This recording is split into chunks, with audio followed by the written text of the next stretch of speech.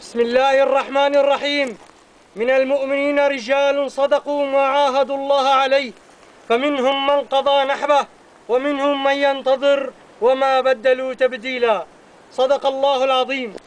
بفضل من الله العلي القدير تم تشكيل لواء نسور الجولان التابع للقيادة العسكرية المشتركة في محافظة القنيطرة، ومهمتنا الدفاع عن شعبنا المظلوم وحمايته من آلة القتل الأسدية المجرمة التي لم يعد لديها هدفا إلا القتل والتنكيل والتشريد والاغتصاب.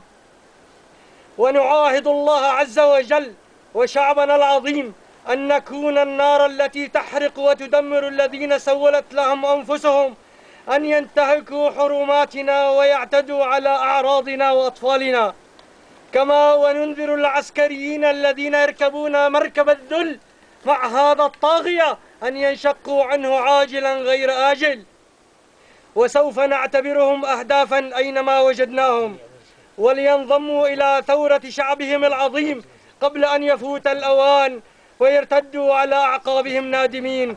والعزة لله ولرسوله وللمؤمنين. عاشت سوريا حرة أبية وتسقط كل الطواغيت. تكبير! تكبير! تكبير!